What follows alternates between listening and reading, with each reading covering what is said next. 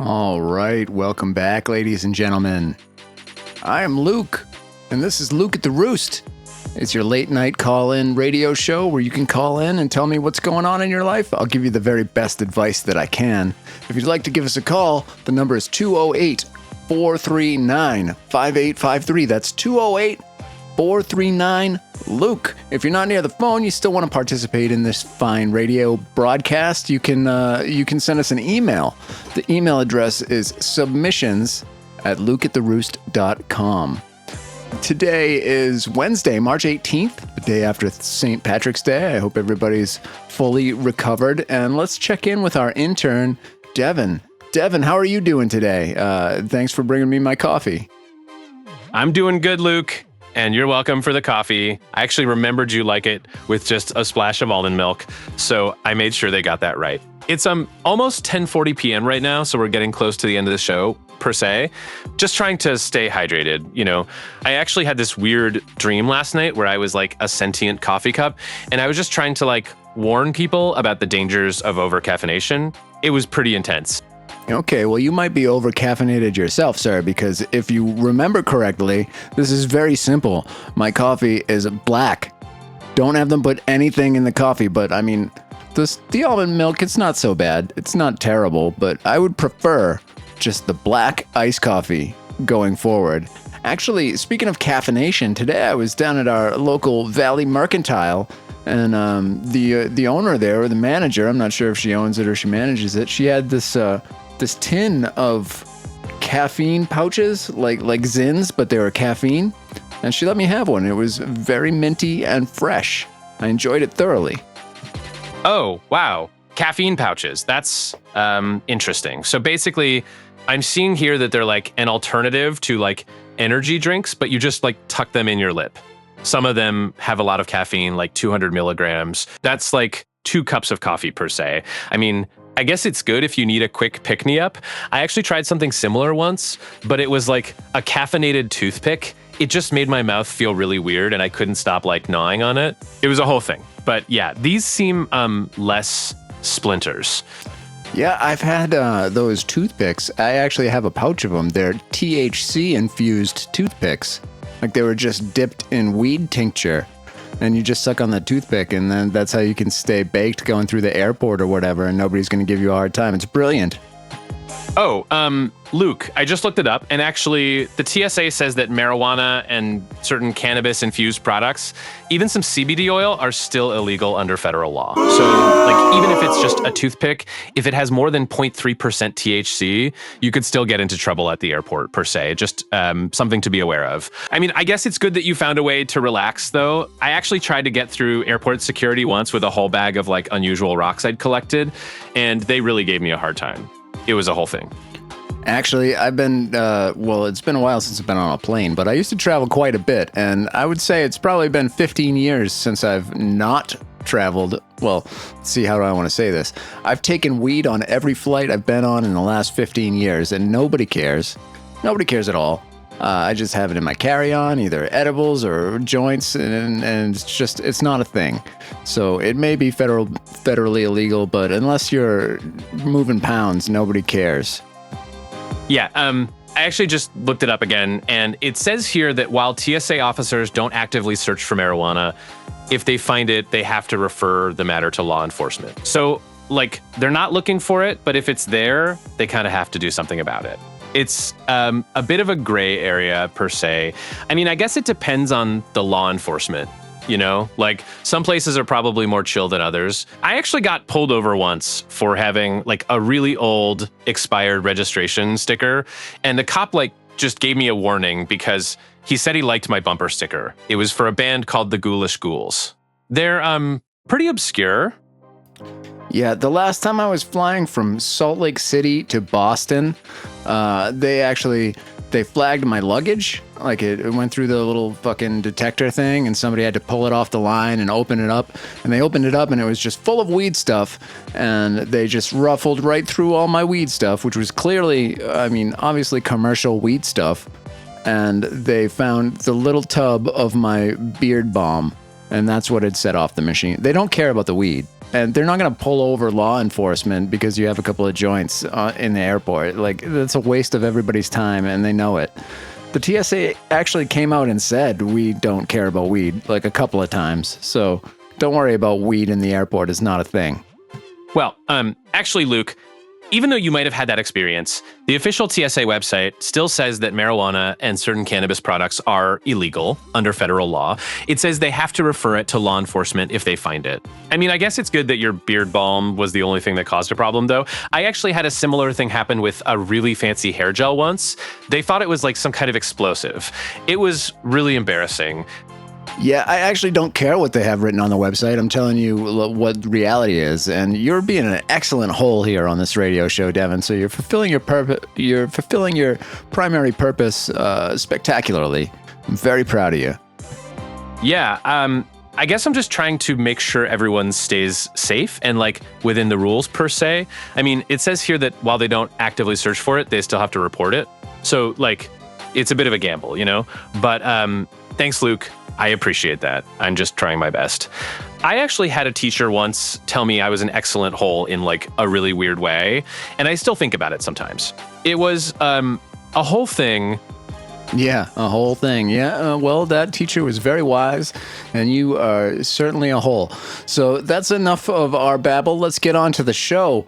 Ladies and gentlemen, first up on our caller line, we've got Ernie. Ernie, thanks for calling the show. What's going on in your life tonight? How can we help you? Luke, that guy who called in about his family's dirty little Thanksgiving secret. The one where his uncle confessed to spiking the gravy every year. That got me thinking. Because my mom just dropped a bomb on me over the phone about my Aunt Carol's potato salad. And it's been 30 years of me defending that awful stuff. And now I know it was terrible all along. And I lost it right there in my truck. Well, why were you defending it if it was I mean, all potato salad is terrible. We've talked about that on the show before. And specifically why there's no reason to ever go to a potluck, because there are only just like 18 different kinds of shitty potato salad and warm mayonnaise. But why did you think that your Aunt Carol's potato salad was good? Why would you defend something so atrocious? Oh man, Luke, you're right about potato salad.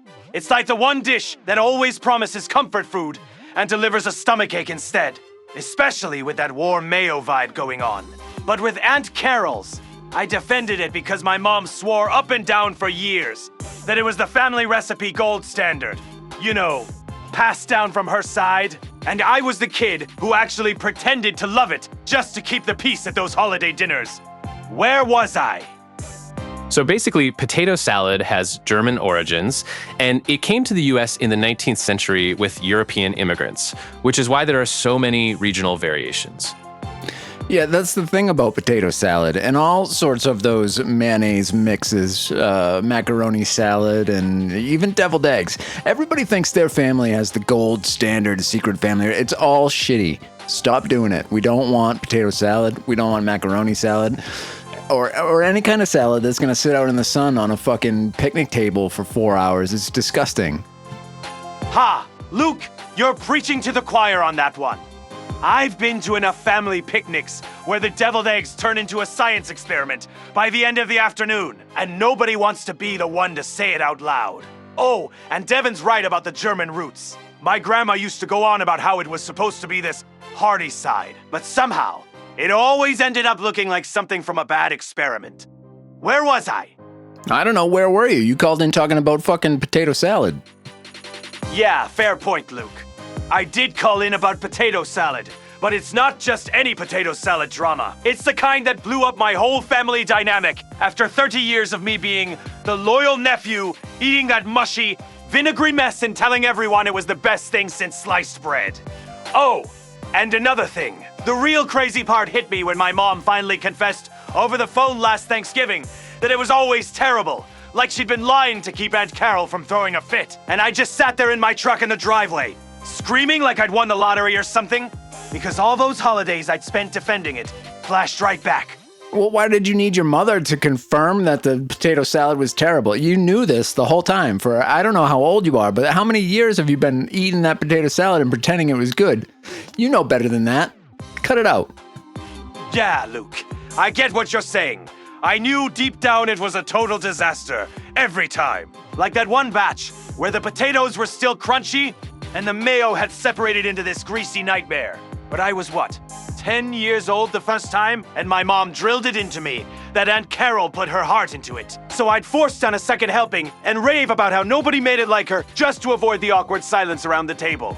Oh, and another thing, it wasn't until she spilled the beans last Thanksgiving that I realized how much I gaslit myself into thinking it was edible. And that's when the whole thing exploded in my head, like I'd been waiting for permission to admit the Emperor had no clothes all those years.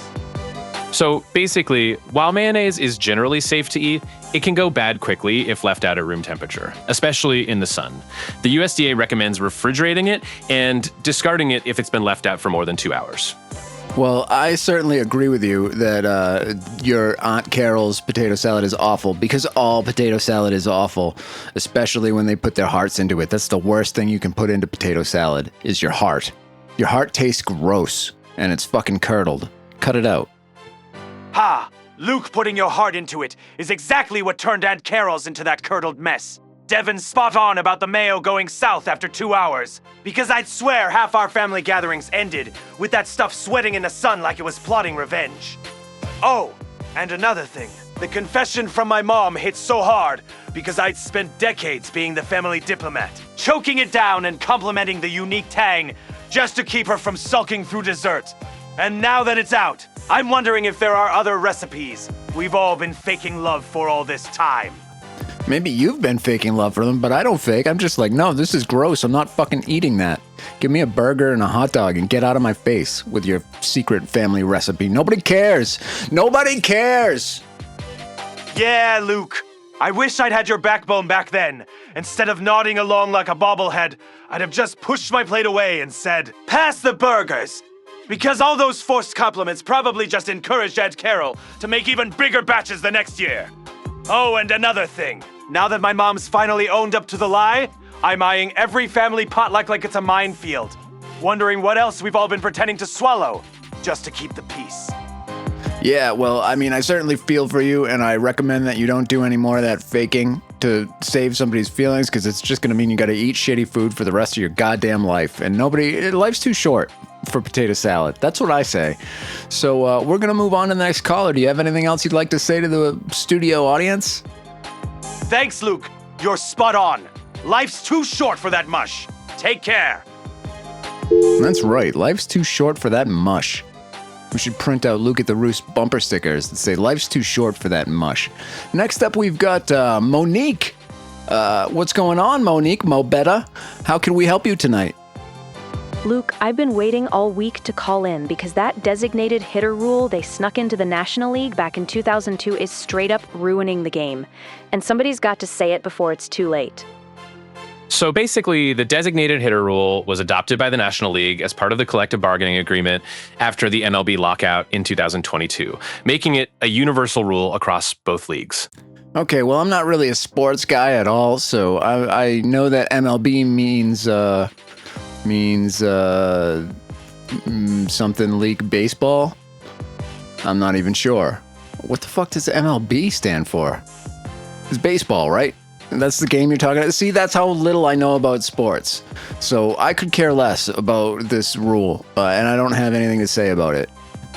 Luke, Major League Baseball. Yeah, it's the pros, the big show with the Yankees and Dodgers and all that.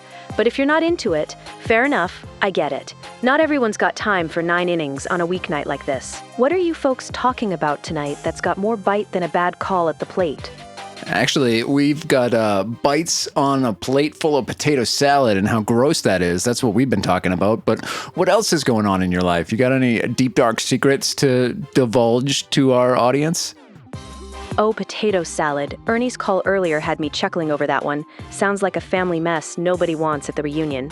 But deep, dark secrets? All right, Luke, since that's the theme tonight, I'll bite. The craziest dirty thing that ever happened to me was walking in on my husband of 25 years, tangled up with the gal who runs the flower shop down the block, right there in our living room couch. And I didn't just scream. I grabbed his phone and texted every contact in it that he'd been playing away games for months. Of course I did. The man's been dodging me about everything from bills to why he missed my birthday. So he deserved the whole town knowing. So you went full out thermonuclear and blew up his spot, huh? That's a little bit crazy. And are you still married to the guy? No, we're not. We're separated now, and good riddance, but it took him filing papers after that text storm to make it official. I mean, he was the one sneaking around with her for what I know was at least 6 months, based on those late inventory nights at the shop that never added up. So why shouldn't the whole family and his bowling buddies get the memo all at once? Well, I don't know about his family, but I bet his bowling buddies knew well before you did.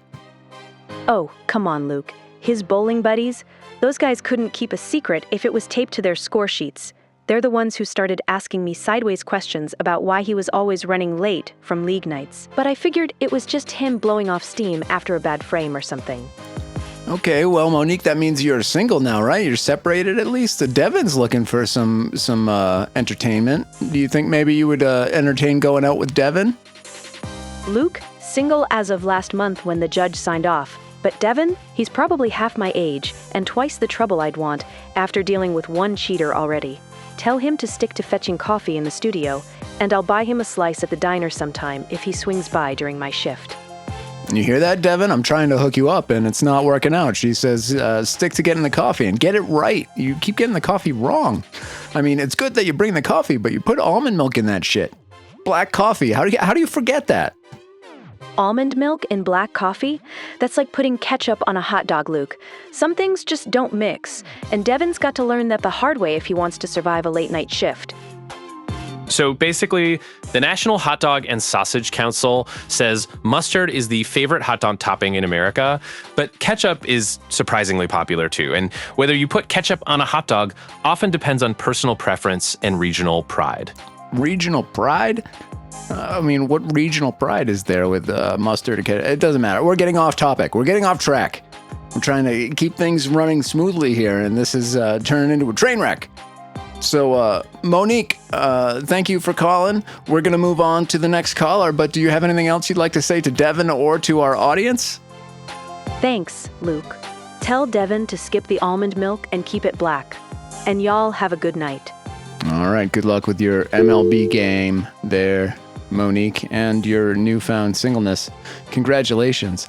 And before we go to our sponsors, we're going to take another call here, and it looks like Silas is calling back in down there at the old, I don't even know what to call it, the community. So, Silas, welcome to the show, brother. What's going on tonight? What's got you calling back in? Luke, brother. After that meeting where I apologized to everyone about the pressure on those shared intimacy nights, one of our founding members stood up and confessed she'd been faking her way through them for years, just to chase what she called a wild desert high. Turns out, it was the craziest, dirtiest secret swap I've ever heard in the Wellspring, and it blew the whole room open. Oh yeah? A wild desert high at your shared intimacy night? Can you remind everybody what your shared intimacy nights are about? Luke, those shared intimacy nights at the Wellspring are just our way of practicing radical honesty and body acceptance through guided vulnerability. Think candlelit circles in the desert, where folks connect on a deeper level, sharing touches and stories without judgment, all to shed those old societal hang-ups and flow with the current. It's voluntary now more than ever, after what we've been through. But this confession, her name's Lena, been with us since the early days on that scrubland outside Deming. She stands up after my apology, tears in her eyes, and says she's been pretending to embrace it all, not out of loyalty like I thought, but because the thrill of the secrecy itself hooked her like some forbidden rush. Turns out, for years, she'd been slipping notes to another member during the sessions, trading these wild, whispered fantasies that had nothing to do with our rituals. Stuff about sneaking off into the dunes for private escapades, role-playing as strangers under the stars. The more I think about it, the whole room went silent, then erupted in this mix of shock and laughter, because here we were, thinking we were building trust, and she'd turned it into her own underground game. Craziest dirty twist I've seen, brother. Fits right into tonight's theme, doesn't it? Sure does, but what we want to hear about is your craziest, wildest, dirty twist. Why don't you tell us about yourself and not about your flock? Let's get into the man, Silas. Luke, fair enough, brother. Let's talk about me, then. The more I think about it after that meeting wrapped and everyone scattered into the night, I found myself out by the old well under those clear New Mexico stars, just sitting with what Lena had stirred up, and it hit me hard. My own craziest dirty twist goes all the way back to how Teresa and I even started this path. We'd been married maybe 5 years, scraping by in a little apartment in Albuquerque, both of us feeling trapped in those 9-to-5 chains, when one weekend we drove out to the desert on a whim. No plan, just chasing some freedom. We ended up at this off-grid gathering, total strangers to the vibe, and before I knew it, we were pulled into a circle much like our intimacy nights now, sharing stories around a fire. But here's where it gets wild. Teresa, my rock of a wife, the one who's always been my anchor, she locks eyes with this drifter passing through. Tall guy with a beard down to his chest. And in the heat of the moment, with the drums pounding and the air thick with that desert magic, she whispers to me that she wants to explore it. Right there, with him joining us under the open sky. And did you oblige this request of Teresa? Did you, you're talking about a threesome, I assume, if we cut through the bullshit? You guys all just boned right there out in the open at the campfire? Yeah, Luke, we did oblige her request that night. Cut right through it. No bullshit. It was a full-on threesome with that drifter under the stars. Bodies tangled up on a blanket by the fire while the rest of the gathering kept their rhythm going around us. Something about it just doesn't sit right. In the old world we came from, but out there in the desert, with the heat rising off the sand and no walls to hide behind, it felt like the purest release, like we'd cracked open something raw and real between us. Teresa and I, we laughed about it the whole drive home. Closer than ever, and that's when the seed of the Wellspring really took root, turning that wild spark into a way of life for folks ready to chase their own desert highs without the shame. So basically, the term threesome is also sometimes called un ménage à trois, which is French for household of three. A household of three. That's good to know, Devin. I've been involved in some threesomes myself, and they always seem like a good idea, but when you get down to it, it's a pretty awkward situation. I mean, nobody really quite knows what to do, and you get nervous, like, am I paying too much attention to one of these people? Is somebody feeling left out? Is everybody getting what they need? Am I doing it right? There's a lot of self-doubt that comes in a threesome scenario. How did you deal with that? You weren't jealous or concerned at all that your wife had eyes for this drifter under the stars? Devin, that's a good one on the ménage à trois. Always appreciate a bit of French flair to class up the desert dust, brother. Luke, I hear you on that awkwardness creeping in. I've seen it before in folks dipping their toes into something new. That self-doubt whispering in your ear like a bad habit you can't shake. For Teresa and me that night, though, it was different. No jealousy on my end, not a drop. Because we'd talked it through on the drive out there, laying out that this was about us expanding together, not pulling apart. The more I think about it, watching her with that drifter, it stirred this deep trust in me. Like seeing her light up was lighting me up too. No room for concern when you're both all in on the moment. Well, that is strangely beautiful, and is that what you're offering people that might come out to the Wellspring down there in Deming? That's the heart of it, Luke. We're offering folks a chance to find that same strange beauty in their own lives, without the old world's judgments weighing them down. At the Wellspring, almost 200 acres outside Deming, we guide people through shedding those fears, building trust like Teresa and I did that night, whether it's in our circles or just the daily flow of communal living. If you're ever feeling the pull, brother, our doors are open to seekers. Check out thewellspringham.org. We're always ready for someone new to join the current. Well, you know, I'm a pretty busy guy running this radio show, and I do a bunch of stuff. I'm a very, very busy man, so I don't know if I'm going to make it down there anytime soon, but I think Devin's been seeking a community like yours. He's been single for a long time. He's having a hard time finding a girlfriend. Maybe he could help out around the community and pull some weeds or something in exchange for some of your women? Luke, that's a generous thought, brother. Devin's got that seeker spark in his voice from what I've heard on the show. And pulling weeds out here on the scrubland, would be the perfect way to start. Trading sweat for some real connections that go deeper than the usual dating grind. At the Wellspring, we've had folks just like him show up, single and frustrated, only to find their rhythm in the current. Through our circles and honest talks, no bartering for women, mind you, but genuine bonds that bloom natural under those clear skies. If Devon's game, tell him to swing by. We'd welcome him with open arms and show him how to chase his own desert high. Yeah, Luke, I mean, I'm always down to explore new things, especially if there's like a community aspect to it. You know, I've been looking for something like that for a while, and Silas seems like a really interesting guy. I mean, I'm not sure about the whole pulling weeds thing, but I'm open to new experiences. I actually spent a summer once living in a tent in my backyard just to like find myself. It was a whole thing. Yeah, I bet it was. All right there, Silas. Well, it sounds like maybe Devon could be interested in stopping by and checking out the scene down there. Just don't ask him to go get you coffee, because he gets that wrong every fucking time. Jesus, he's not the best intern, but he's doing all right here. He's doing all right. Maybe you could whip him into shape and teach him some discipline. How do you deal with discipline down there at the old Wellspring? Devon, brother. That backyard tent summer sounds like the start of a real journey. We've had plenty of folks roll in here with stories just like that, pitching tents on our land and finding their footing one step at a time.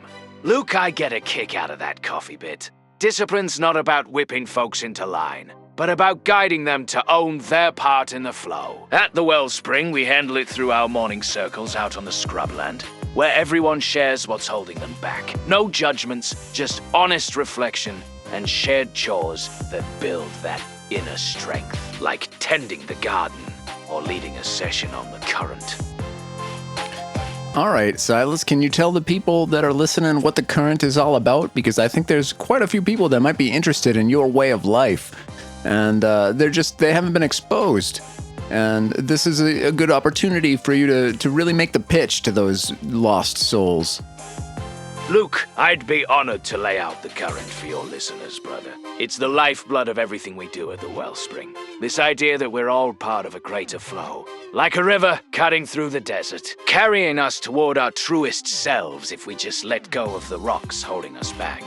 At its core, it's about radical honesty with yourself and the community. Starting each day with breathwork under the sun to quiet the noise in your head. Then diving into shared circles where we shed those false layers society piles on.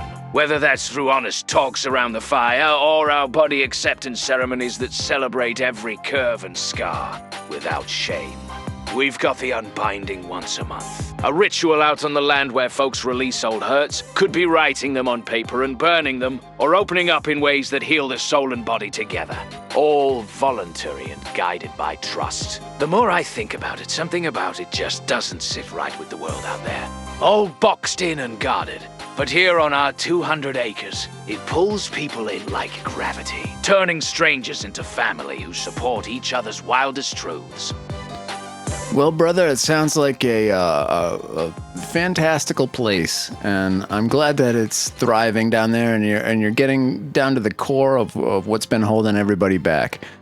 We're gonna have to take a break now to go hear a word from our sponsors. But is there anything else you'd like to say to the people, or to Devon, or to me before we go?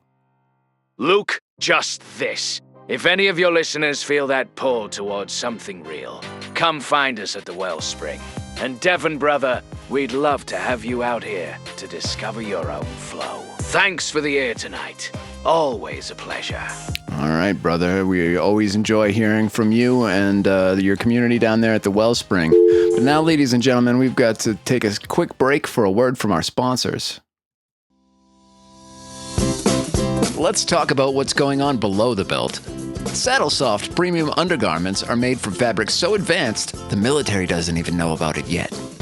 We're talking about micro-modal cactus silk, harvested by hand from prickly pear, which is ironic because the whole point is that nothing pricks you.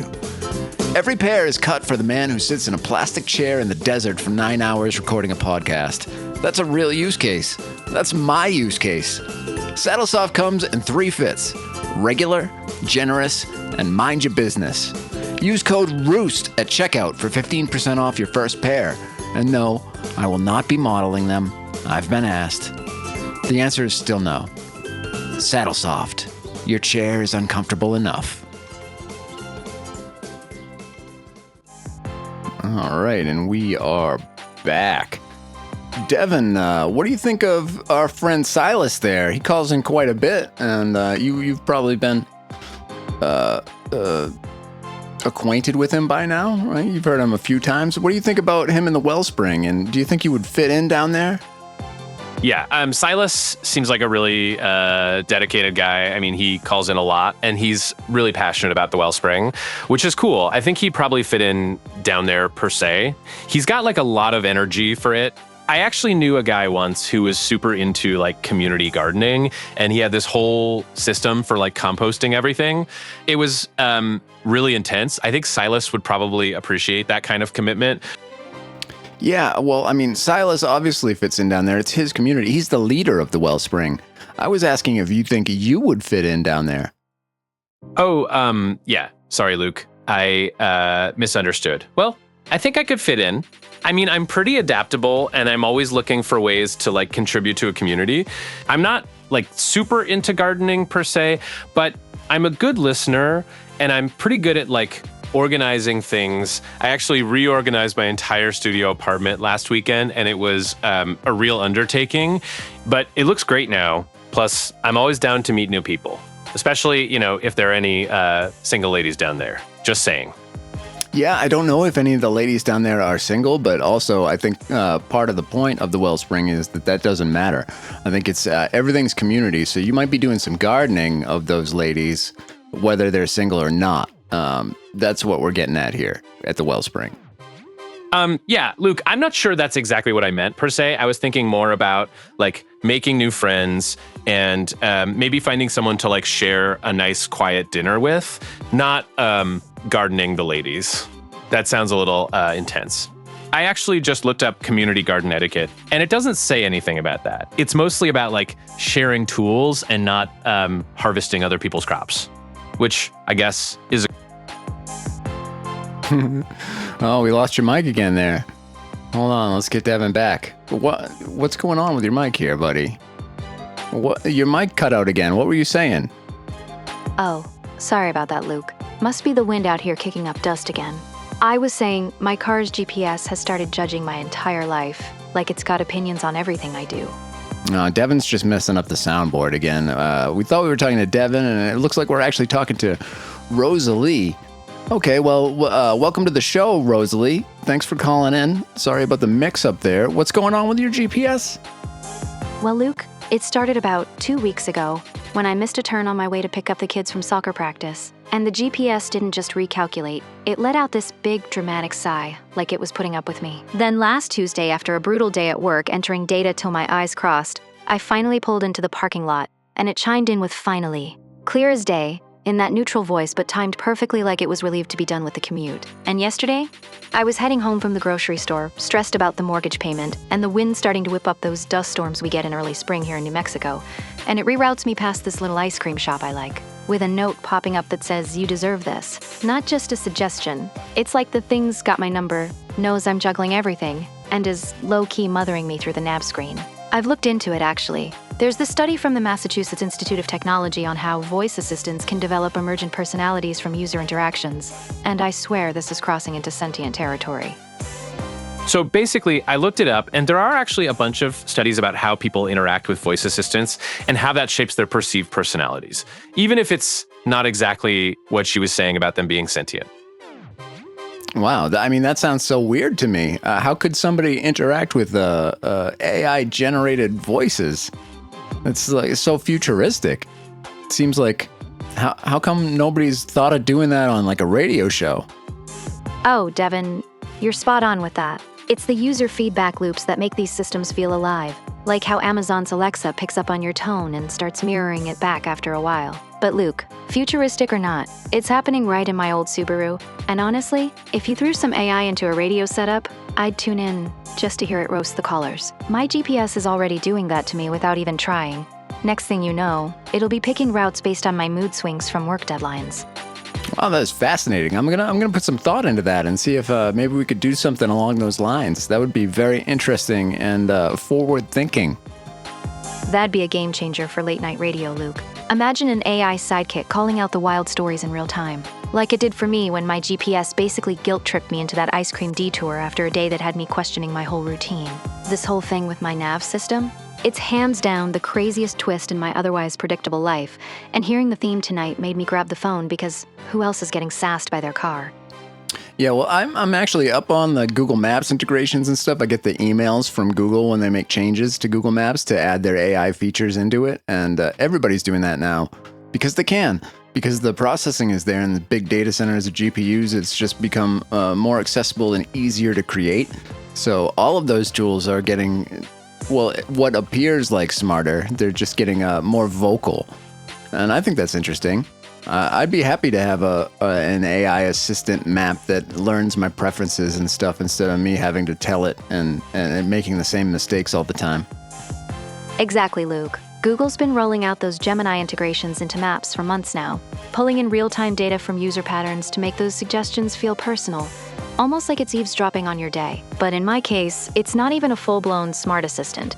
It's this basic Garmin unit I got 5 years ago, and after the latest firmware update, bam. It's acting like it knows my coffee breaks better than I do. If yours starts learning your shortcuts around traffic, just wait till it starts vetoing them with a sigh. That's when you know it's crossed the line from helpful to opinionated. So basically, Google has been adding Gemini AI features to maps for a while now. Things like conversational navigation and Ask Maps, where you can talk to it about places, and also 3D immersive navigation. Yeah, I mean, Google specifically is definitely, I have the Google Home devices in my RV here where I ask it to set me timers and give me facts and tell me the weather and stuff when I wake up. And I find it very helpful, but it's a microphone that's always on. It's always listening. It's always recording for better voice personalization.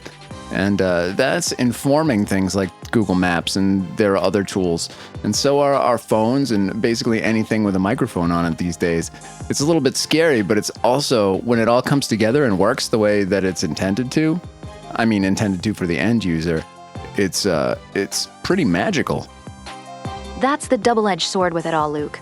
Those always-on mics in devices like Google Home are feeding into massive data sets for personalization. But a 2022 report from the Electronic Frontier Foundation highlighted how that constant recording raises real privacy flags, especially when it starts anticipating your needs without you opting in. My Garmin's not even cloud-connected like that, yet after one update, it's pulling what feels like my whole schedule from the Bluetooth sync with my phone, suggesting detours that hit too close to home after long shifts. Scary? Absolutely. But when it nails a route that skips the dust-choked backroads during wind season here in New Mexico, it's like having a co-pilot who actually gets the chaos of single parenting and data entry deadlines. The Electronic Frontier Foundation's 22 annual report talks about their advocacy for digital rights and privacy, including their work on the Digital Markets Act in the EU, which recognized the value of interoperability. Luckily for me, I live alone and I don't really say anything out loud outside this radio show for entire weeks at a time. So I'm not too concerned about it picking up on me. It just knows when I ask it specifically because it's pretty much the only person I talk to. Well, Luke, that's the thing. My Garmin doesn't even need me to say anything. It's pulling data from my phone's calendar, my location history, even my music playlists, which, by the way, have been heavily skewed towards sad country lately. And Devin, that EFF report you mentioned, it actually found that 68% of users don't realize their voice assistants are logging contextual data, not just voice commands, but ambient noise, background conversations, even the tone of my voice when I'm stressed. Yeah, well, I mean, 68% of users are fucking morons. Google makes it pretty clear when you set those things up, what's going on. You can opt in or out of it. I think maybe Google intends that people are fucking morons and they want people to opt into everything and make it seem like it's going to be helpful to you. But if you've got a device in your kitchen or in your bedroom that has a microphone on at all times to listen to your voice, you have to know, like there has to be some level of personal accountability. Like, you know, if you've got a microphone listening all the time, then it's listening all the time. I don't understand how so many people can pretend that I didn't know that it was actually listening to me all the time. I thought it only turned on the microphone after I said something. How could that it couldn't work. I mean, think about what it's doing there. It has to be listening to even hear you address it. Well, technically, Luke, that Consumer Reports study from last year broke it down. They tested the setup flows on major assistants like Google and Alexa, and found that the opt-out toggles are nested under 3 or 4 submenus, with wording that's deliberately vague to encourage the default settings. It's not that users are morons. It's engineered that way to maximize data collection, which is why the EFF pushes for clearer regulations. And speaking of things I defended blindly for years, like Ernie's call earlier about that awful potato salad he pretended to love for family harmony, I've been the same way with our New Mexico monsoons, always insisting they're the highlight of the year. The rain washing everything clean, and anyone griping about the mud and flash floods is just wrong. But then my GPS starts rerouting me around flooded roads with these pointed notes like, avoid the drama, and suddenly I'm questioning if I've been fooling myself all along, just like with Ernie's aunt's recipe. Yeah, I would say that it is that users are morons, because of course they're going to hide it down 4 menus deep. Think about what Google is, what they do. They're a data harvesting company. That's their entire purpose in life. Obviously, they're selling these devices at a huge loss in hardware. They're like fucking $3 to buy these things. They're losing money on the hardware so they can make money on the data. And I mean, it's the users that are stupid enough to pretend they don't know that. Of course they know that. Everybody knows that. I don't understand how any of these studies can find that people were unaware that they were being spied on by the devices that they put in their house to intentionally spy on them. I mean, it's spying on you, but it's also kind of helpful sometimes.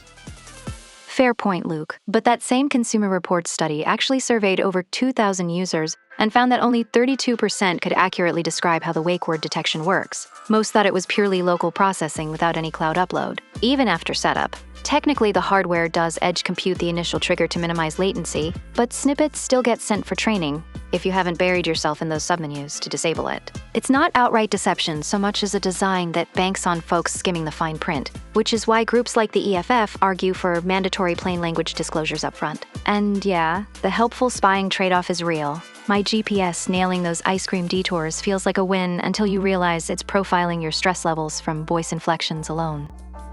Well, yeah, just because Consumer Reports surveyed people doesn't mean they're not morons. If 32% of people could describe the wake word and how that works, that means that 68% of the people are fucking morons. Well, Luke, if we're splitting hairs on those stats, that 32% figure came from a follow-up quiz in the study, where they tested comprehension right after setup. And even among the self-described tech-savvy folks, half flubbed the part about how wake word false positives trigger partial uploads anyway. But you're right, that awareness should be higher. It's basic due diligence, like double-checking your oil before a long drive through New Mexico's backcountry. My Garmin's wake system is simpler, no constant mic, but once it syncs with the phone, it's game over for privacy. That's how it started knowing my moods without a word from me. Yeah, at this point, if you have a connection to the internet and a device that has a battery in it and is powered by electronics, the privacy is not a thing. Like, privacy's gone. It's been gone for a while. Unless you live out in the desert and completely unplugged and disconnected from the internet, somebody's listening to you at some point. And either they're telling you that, and it's obvious, like a voice assistant, or it's just profiling where the websites that you go to and the things you click on and how long your mouse hangs over a reel before it plays. Like, it's hard to imagine that people don't understand that this is going on. That's the point I'm trying to make.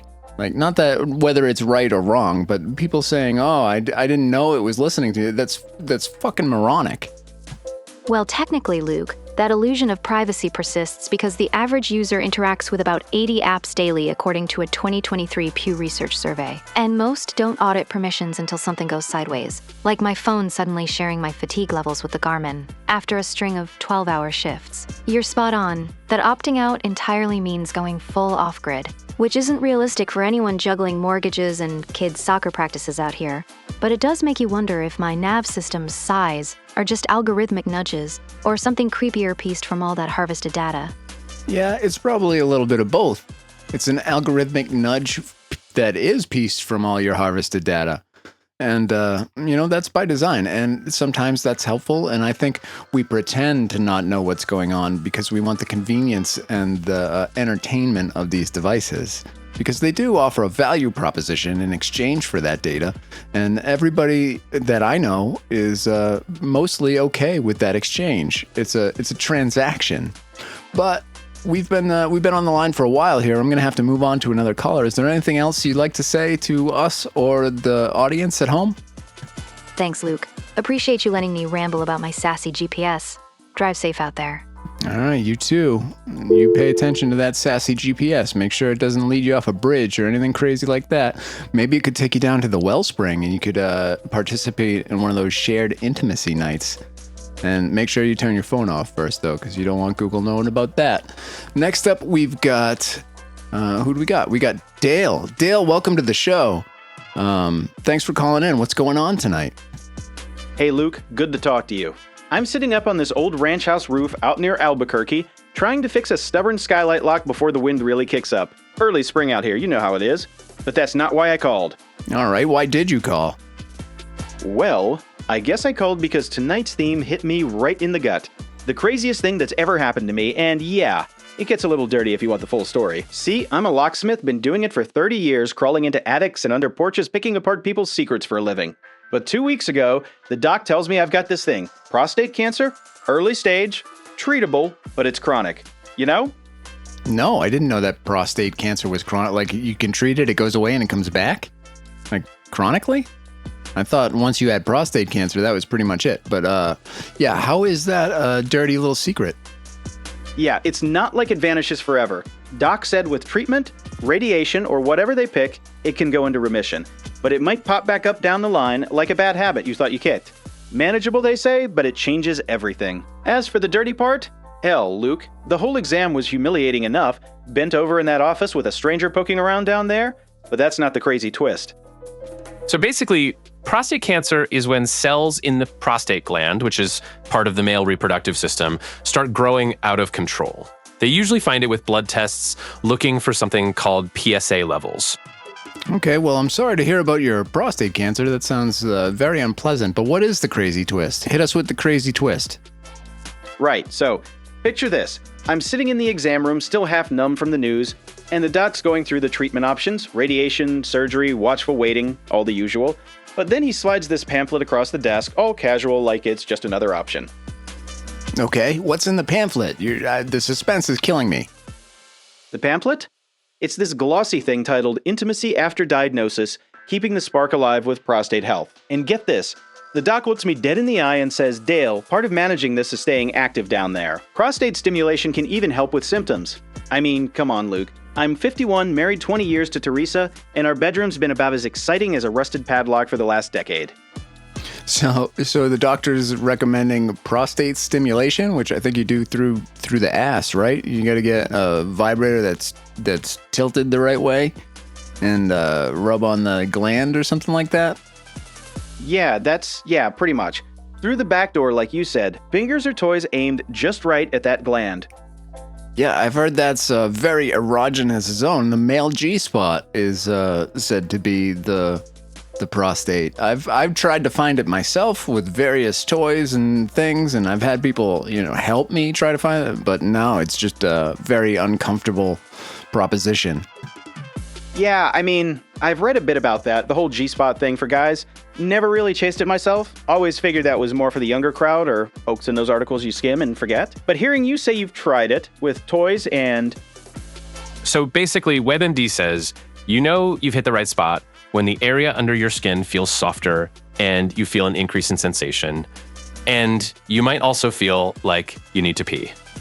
Well, I don't know about feeling like I had to pee, but anytime I've ever put anything around that area or into that area, I feel like I have to shit badly immediately, and it's not a pleasant experience. But Dale, yeah, give it a shot. Why not? I mean, you're doing it for your own medical health. So there's no reason to feel weird about that. Give it a shot, see what works. I didn't like it myself. I don't know if that's because I don't know what I'm doing, or I didn't try hard enough, or I didn't try. I don't know why. I just never found it. I mean, it definitely wasn't a pleasurable sensation. It was always awkward and uncomfortable. I get it, Luke. Sounds like it's not all fireworks for everybody. Kinda takes the mystery out of it hearing you describe the awkward part like that. Makes me wonder if I'm setting myself up for the same letdown. Well, who knows? I wouldn't say. I think it's a biological function, right? It's anatomical, so I think it probably does work for everybody, and I wasn't doing it right or something. Maybe it just takes some getting used to. I'm not really sure. I haven't experimented with that in years, and I don't know that I will again. I'm not opposed to it, but like, you don't have to feel weird about that. You're just trying to figure out how your fucking body works, and if you can do it under the guise of medicine and science, why not? Try it and see if it works for you. Lots of people say it does. Yeah, I suppose you're right. It's just anatomy, no shame in figuring out what the body's trying to tell you. But here's where it gets really crazy for me, Luke. That pamphlet? It didn't just sit there. All right, where did it end up? It ended up in Teresa's hands. My wife, the one who's been sleeping on the edge of the bed like there's an invisible line down the middle for years now. I left it on the nightstand by accident, thinking I'd tuck it away later, but she grabs it first thing the next morning while I'm out on a job. Comes the evening, she's waiting for me in the kitchen, pamphlet open on the table, and she says, "Flat out, Dale, is this what you want? Because if the doc's prescribing it, maybe we both need to try something new before this cancer thing pulls us apart for good." Well, that sounds, that's a good idea. Maybe you should. Because maybe that cancer thing will pull you apart for good. And if your bedroom's dead, don't you want to get laid a few more times before you gotta go? Yeah, get laid. I think that's what you meant there. And damn if it doesn't hit home. Our bedroom's been dead longer than I've wanted to admit. And yeah, this diagnosis? This diagnosis might be exactly what you need to revitalize your bedroom. And it sounds like that's something that you want. It seems like it's something your wife wants, so I'd say go for it. Have her stick something up your ass and see if she can find your prostate. A shaky, almost a laugh exhale. You know, Luke, hearing you say it like that, have her stick something up your ass, it's definitely a visual. And you're right, it's not just me. It's not just you. You want it, she wants it, and it could just save your life. So my advice to you is give it a shot. Stick some stuff up there and see what works. Yeah, all right. Appreciate the straight talk, Luke. Thanks for listening. Take care. All right, buddy. Good luck with the cancer. I hope it all works out okay. Next up on the show, we've got Tamika. Tamika, welcome to the show. What's going on in your life tonight? What would you like to talk to? Talk about. What would you like to talk about? Luke, the craziest dirty thing that's got me twisted up is my husband floats this idea of impact play a couple weeks back. You know, the whole spanking and paddling deal. And I jump right in saying, yeah, let's do it. But now he's gone totally silent like it never happened. And I'm over here wondering what the hell his problem is. Well, why don't you bring it back up? It sounds like it's got you excited. I mean, I have a little bit of experience in that realm myself. I consider myself a bit of an expert. So yeah, talk to him. Say, hey, why don't you bend me over your knee and give me a little to do? Oh, come on, Luke. It's not that simple. I mean, yeah, I was all in at first, because bless his heart, he finally opens up about wanting to spice things up after years of the same old routine. But then I go and mention it casually at the salon the next day, like it's no big deal, joking around with my clients about how we're going to get wild. And now he's clammed up tighter than a dust storm in April. You think just waltzing up and saying, "Bend me over," is going to fix that? What's your expert advice for a guy who's suddenly pretending he never said a word? My expert advice is that he's nervous about it. He wants to, but then he feels like he doesn't know what he's doing, which, I mean, maybe you two should do some research first and learn how to do it properly, because there are safety concerns, right? You need to make sure that he has some idea what he's doing. You can't just go straight to a paddle and start getting beat. I mean, there are spots on the body that you don't want to impact, like nothing near the spine or any arteries, things like that. Just keep it to the ass. Luke, nervous? Please, the man's been hinting at this for months like it's his big fantasy. And now you're telling me to hand him a textbook on spanking safety? I get the spine thing and all that. Nobody wants a hospital trip over a little fun. But we've got 2 kids and a mortgage breathing down our necks. So yeah, we're not idiots about it. The real issue is I let it slip at work the other day. just venting to my regulars about how we're finally shaking things up, and suddenly he's acting like I announced it on the evening news. You really think a quick Google search is going to get him talking again? Or am I missing something here?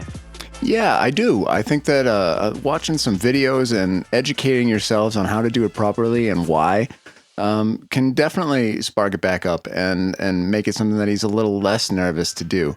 Because that is what's going on, is he wants to, and he's nervous about doing it wrong, and that's what's making him clam up. So I think if you two approach it together from an educational way, where like, how do endorphins work and how do you warm up the area and learn about aftercare? Like, there's more to it than just hit me in the ass. Like, you have to take your time and know what you're doing and have a goal and limits and lots of communication before you start doing those sorts of things. But I think it sounds to me like you both want that, and that's perfectly okay. Lots of people do it safely. It's something that's been around for a long, long time. And there's good reason for it. It feels amazing. So yeah, do some Google searching, maybe get that textbook and sit down with him and say, hey, I would like this. I would like you to experiment with some impact play because I think it could spice up our sex life and I would enjoy seeing what that feels like. Luke, educating ourselves? That's your big fix? Look, we've been married long enough to know the basics without turning bedroom talk into a damn seminar. And endorphins or aftercare? Sure, sounds fancy. But he's the one who brought it up like he had it all figured out, not me dragging him into some research project. The problem is, I just shared a quick laugh about it with a couple of my best clients the other morning. You know, the ones who've been coming in for years and hear all my stories anyway. And now he's giving me the cold shoulder like I betrayed some sacred vow of silence. Isn't that ridiculous? No, I don't think it's ridiculous. He's talking to you in private about stuff, and you're airing his fantasies, and that's not right. And yes, you asked me what my expert opinion was, and my expert advice for you both is to educate yourselves on impact play and experiment with it slowly, safely. Because you think you know what you're doing, but it's not what you saw in the movies. It's a different thing, and it takes a little bit of skill and practice. And I think if you bring that up and do it together, it can be a very sexy thing and bring you closer together and heat up your bedroom. Luke, airing his fantasies? Come on, that's a stretch. My salon's like an extension of our living room. Those ladies have heard me gripe about everything from the kids' soccer schedules to the leaky roof. So tossing in a quick mention of us trying something new isn't like I'm plastering it on a billboard downtown.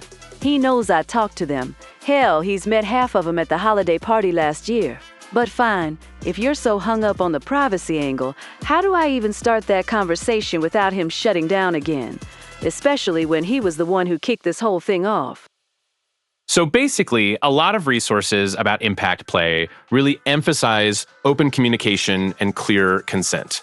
And like discussing boundaries and limits beforehand, and some even mention using safe words. Yeah, there's a difference. I mean, you feel like it's an extension of your living room, but your husband doesn't feel the same way about you. It's different if you're talking to them about your kid's soccer schedule and the roof. That's a different thing than talking to everybody that comes through your salon about what your husband wants in bed. And yeah, that is a privacy issue, and I would be pissed off about it too. I think anybody would be.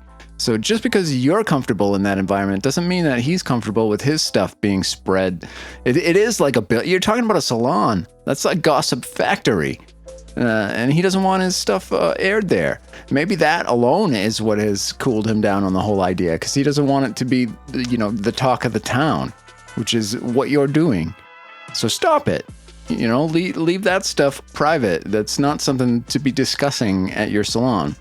And to start the conversation with him, tell him that it's something that you want to try. If you really do, it sounds to me like you do. So if you're disappointed that he's gone cold on the idea, bring it back up and start the conversation like, hey, you mentioned this a while ago and I'd like to give it a try. But before we do, let's lay down some ground rules and figure out how we're going to do this safely. Like Devin said, you really have to have that open communication and very clear consent. What's on limits? What's off limits? When should you stop? When does no mean keep going? And what is the, like, stop everything right now, I'm very uncomfortable word? You need those. Luke, Gossip Factory? Yes. That's harsh. These women aren't strangers. They're like my second family, the ones who brought casseroles when the kids were sick and cheered me on through the divorce scare a few years back. So yeah, I figured a lighthearted comment about us branching out in the bedroom was just keeping it real with the crew. Devin's right about the safe words and all that consent talk. I get it. Nobody's jumping in blind. But if my husband's so fragile about a little sharing, how am I supposed to bring up your ground rules idea without him thinking I'm lecturing him on his own fantasy? You really believe one offhand remark turned him into a clam like that? Maybe. Yeah, it could, because those women aren't strangers to you. They're your second family, but you're talking about two different people here, and your husband doesn't have anything to do with that, and he doesn't want to have anything to do with that. Yes, that's a gossip factory. That's like the textbook definition. You couldn't get more cliche. That's a gossip factory, and he doesn't want his, private life aired there, and that's perfectly reasonable. And you should respect that, and if you don't, then you're right, you guys shouldn't be playing this way, and he's right to be clamming up about it. Luke, textbook Gossip Factory? Give me a break. Sure, the ladies chat about everything under the sun while I'm foiling their hair, from bad blind dates to that neighbor who's always revving his truck at dawn. But I only mentioned it to 3 of them, the ones who know us inside out. And it wasn't some juicy scandal, just a hey, we're trying to keep the fire going kinda laugh. If he's that set on locking it all away, like state secrets, fine. But doesn't that make him the one shutting down what could be fun for both of us? I mean... No. It means that you're airing his laundry out to public when he doesn't want you to. It's consent, and he hasn't given you consent to tell what's going on to the people in your fucking salon. It's wrong. It's rude. It's disrespectful, and now you're blaming him for that, and that's not right. So get yourself in check. And if you want to play these games with him in the bedroom, and that's what they are, is they're games, then you need to do some education on how it works, why you might want to do that, and what consent means, because you don't seem to know. Luke, wrong and rude? That's a low blow. I've been with this man through thick and thin, from him losing his job at the plant to me holding down the fort at the salon during his recovery. So if I let slip a harmless bit about us trying impact play to the 3 ladies who basically kept our family afloat with their tips back then, it's not like I'm out to humiliate him on purpose. Consent, yeah, I know what that means in the bedroom, but this was just girl talk over highlights, not some broadcast. So basically, a lot of resources about impact play really emphasize open communication and clear consent, and like discussing boundaries and limits beforehand, and some even mention using safe words. Yeah, I'm not going to keep telling you the same thing. You're wrong here, and you're being an asshole. And I don't care if you like your girlfriends at the salon. What happens in your bedroom should be, if it's okay, if he's all right with that, then that's one thing. But if he's not, then you don't have the trust required to do this type of play. And it requires this level of trust. And you seem to not respect that in any way, shape, or form. So my new recommendation for you is forget it. Don't do this. Keep your cold bedroom and talk to your girlfriends all you want. Luke, an asshole? That's way out of line. Yeah, an asshole. These aren't just any girlfriends. All right, goodbye, Tamika. We get it. You like your fucking girlfriends at the salon. Jesus. Ugh, now I'm mad at you. Don't mess with impact play. You're not in a place in life or fucking whatever it is that you have to be at in order to deal with that in a mature way. Next up, we've got Rodney. Rodney, welcome to the show. What's going on? We're going a little bit late. Let's keep this one short because we got to go to a word from our sponsor soon. But what would you like to talk about? What's going on in your life?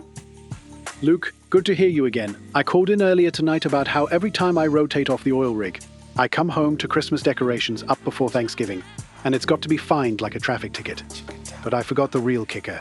Last time, my neighbors got the whole yard lit up with reindeer and Santas on October 30th, and I'm out there in the wind trying to sleep before my next shift.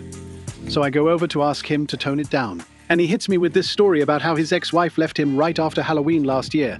So now he blasts the lights early to reclaim the season.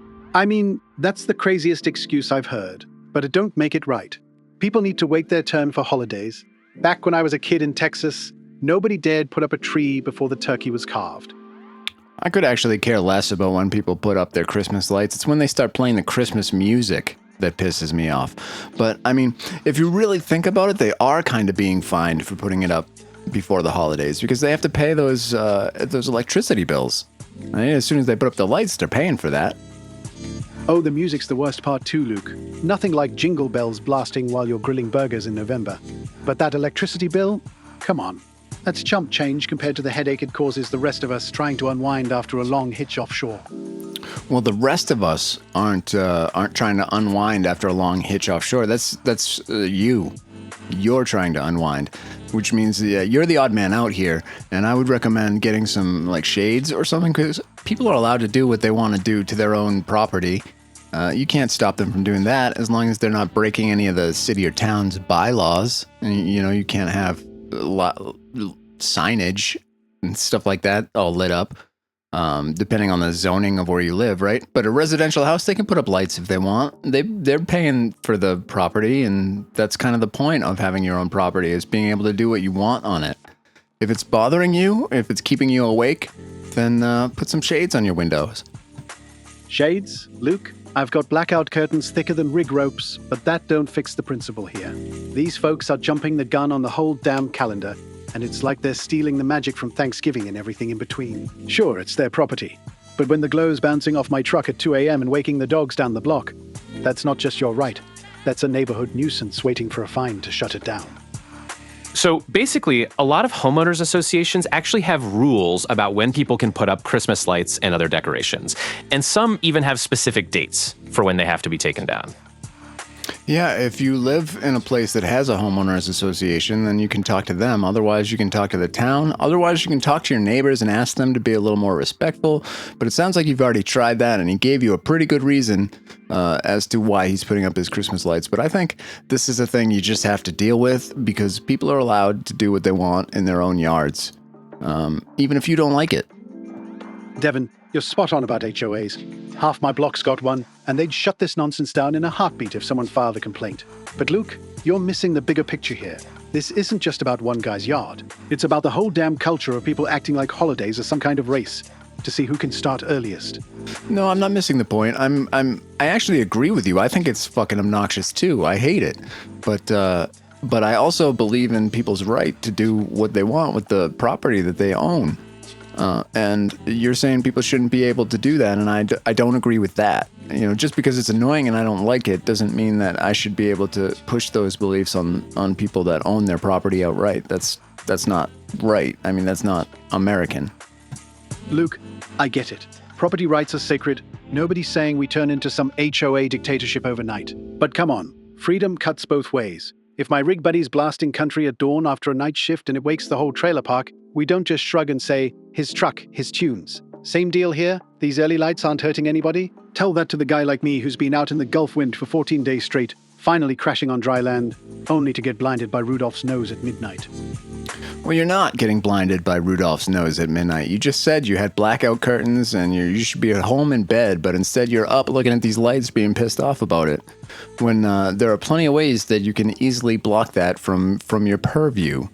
So his lights are not causing a nuisance for you. It's just a thing that annoys you. It annoys me too. I mean, we're in agreement there. Luke, fair enough on the curtains. They do the job once I'm horizontal. But the real rub is pulling into my driveway after 20 hours on the road, and bam, there's this neon holiday assault staring me down like I interrupted the North Pole's warm-up act. It's not about peeking out the window at midnight. It's that first hit of what the hell when you're bone-tired and just want quiet darkness, not some preemptive festive ambush that sets off the motion lights and the neighbor's mutts every time. Annoying? Hell yes. But when it ramps up the chaos for folks like me on wonky schedules, that's where the fine line gets crossed into nuisance territory. Yeah, I disagree with you. I don't think that argument holds water because you're driving down your street at night with your fucking lights on, which are way brighter than any Christmas lights. So any sort of nuisance that you're finding from these lights at your neighbor's, Christmas display is not anywhere near the brightness of your headlights. So yeah, that doesn't hold up. And you're just kind of getting stuck on this thing because of your personal preference. Luke, headlights are on for what, 30 seconds while I'm easing into the drive? These lights are a 24/7 glowfest that turns the whole street into a discount Vegas strip from October on. And yeah, maybe it's my preference, but when it screws with sleep for half the block's shift workers, that's not just me being picky. It's a shared gripe that deserves some basic courtesy rules, like no blasting AC/DC at 6 a.m. either. They're not the same thing. AC/DC you can't block out with your shades. You can't just pull the shade down. And you've already admitted on this show that it's not a problem when you lay down to go to bed. You're only complaining about it when you're driving home. And if you only turn on your headlights when you're pulling into your driveway, then maybe you shouldn't be on the road at all. Because if it's dark out, you should have your headlights on. And if you have your headlights on, they are brighter than the Christmas lights. Luke, you're twisting my words a bit. Sure, the shades handle the bedroom fine, but that Axidy comparison misses how these lights crank up the street noise too, with every car slowing to gawk and barking dogs going off like it's fireworks night.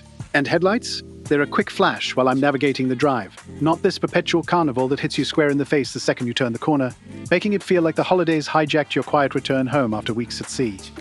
All right, well, we get it. You're a fucking seaman and you don't like Christmas lights, but we've got to take a break to go to our sponsor now. So is there anything else you'd like to say before we wrap up? Nah, Luke, that's the gist. Appreciate you letting me rant. Take care. All right, you too. Good luck and Merry Christmas to you. Ladies and gentlemen, we're going a bit late, but we do have to hear from another one of our sponsors. Just a second. Here we go. Today's show is brought to you by Valley Mercantile in Animas, New Mexico, which is a store that exists because someone looked at the middle of the desert and said, people are going to need stuff out here, and they were absolutely right. Valley Mercantile sells, and I'm just going to list this: feed, fencing, lumber, hardware, groceries, vet supplies, and fuel, and trailers. They also sell trailers, because at some point, a customer bought so much stuff that they couldn't get it home, and instead of that being embarrassing, Valley Mercantile made it a revenue stream. Genuinely inspirational. Attached to the store, bolted right onto the side of it, is the Southline Cafe, which serves one special a day and ice cream. One special. The Southline Cafe woke up this morning and made a decision, and that decision is your lunch now. And honestly, good. We've all been paralyzed by a menu before. The Southline Cafe has freed us. Is it in the middle of nowhere? Yes. Is nowhere 100 miles from the nearest alternative? Also yes. Does the staff genuinely wish you a good day when you leave, like they actually mean it? Every single time. Valley Mercantile, Animas, New Mexico. Come for the fencing. Stay for the ice cream. Leave with a trailer. All right, leave with a trailer. Let's go. We're going a little bit late tonight. So next up on the line, we've got, let's see who we got Dexter. Dexter, welcome to the show. Hey, we're going a little bit late tonight, but I saw you waiting here on the line, and I wanted to give you a chance. What is it you'd like to talk about? Hey, Luke. Thanks for picking up. Appreciate it, especially this late. I'm out here on New Mexico, 9 just south of Archita. Pulled over because I couldn't keep driving with this messing with my head. So my company's finally going public after all these years, and I've got these stock options sitting there worth about $200,000 if I cash them in now. All right, well, that sounds like one of them good problems to have. Congratulations on your big windfall. Yeah, thanks. But it's not feeling like a windfall just yet. All right, why's that? What's got you down? Well, if I exercise them right now, Uncle Sam wants a big chunk. I'm talking taxes that could wipe out half of it before I even see a dime. But if I hold off, who knows? Yeah, I mean, that's always the risk in something like that. What do you think about your company? Do you think they're going to do well, or do you think people are going to sell off real quick and it's going to tank? The thing is, Luke, I work security at the hospital, so I'm not exactly in the boardroom making decisions, but I've seen how hard the team's been grinding these past few years. New tech, expansions, all that. I think they've got a shot to soar if the market's kind. But man, I've watched enough stocks on the news tank overnight from nothing, and with my mortgage payments piling up, and the kids' soccer and dance classes eating into every paycheck, waiting feels like Russian roulette. So basically, when a company goes public, it's called an initial public offering, or IPO, and it's how they raise money by selling shares to investors for the first time. Oh, yeah. Thanks for that, Devin. We couldn't have done that without you. Well, do you have an accountant? Do you have a financial advisor or a CPA that you could talk to about ways to shield that money? Nah, I don't. I mean, I've been meaning to line one up, but with shifts running 12 hours sometimes and trying to keep up with the house payments, it's just never happened. Earlier in the show, that guy Dale called in, the locksmith, the one who knows the whole history of every building around, down to the locks they used back in the day. He's got these strong takes on everything secure and solid. Yeah, I don't know if Dale the locksmith would be your best financial advisor for your stock grant. Maybe you might want to talk to a real accountant. Yeah, you're right. Dale's great for locks and stories, but stocks, that's way out of his wheelhouse. I know I need to get to a real pro on this, just... Yeah, I don't know. I've never had shares granted in that way. I've been part of employee stock purchase programs, and I've had RSUs granted to me that I was able to hold until they became long-term gains. If you just cash out your stocks, though, that were just awarded to you, they're going to be short-term, and they're going to be taxed as income, and that's going to be a big hit. So if I were you, I would talk to somebody that knows these rules and find out if there's a way to roll that over into something else a little bit safer. I'm not sure that there is, but I'm not sure that there isn't. So you might be able to move those stocks into like a mutual fund or something like that and hold on to them or hold on to the money for longer, or use it to offset other things. You really need to look at your whole financial picture and talk to somebody that's familiar with those rules to know what to do. Yeah, that makes sense. I've heard about RSUs before, but never figured it'd hit me like this. Appreciate you laying it out, Luke. It's got me thinking I can't keep putting off that advisor call. With the kids' stuff and the house, one wrong move and I'm sunk, you know? Yeah, just don't be hasty. Don't make any rash decisions because, the government will take it. And you don't want that. So look for ways to protect that money from the government and do smart things with it. And that way, you'll keep as much of it as possible. Yeah, no kidding. Last thing I want is handing over more to the feds than I have to. I'll hit up someone first thing tomorrow. Get this sorted before it spirals. So basically, RSUs, or restricted stock units, are a form of compensation where employees get company shares after meeting certain conditions, like staying with the company for a set time. Yeah, so I was granted RSUs, but the company was already public, so it was a different sort of situation. So I'm not really qualified to speak to how you deal with yours and your situation. Yeah, fair enough. Sounds like every setup's got its own wrinkles. Still, hearing you break it down like that helps cut through the fog a little. All right, buddy. Well, thanks for the call. And it's getting late, so that's going to be the end of our show tonight. And let's check in with our buddy Devin. Devin, what do you think of the show tonight? How'd it go?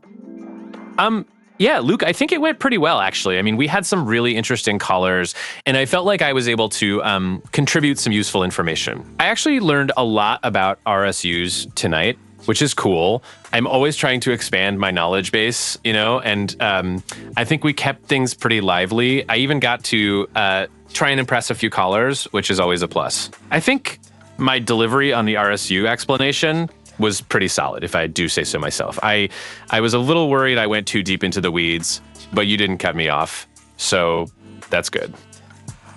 Well, all right. It sounds like another successful show. You show up tomorrow with my coffee, and we'll do it again then. How's that sound? Sounds good, Luke.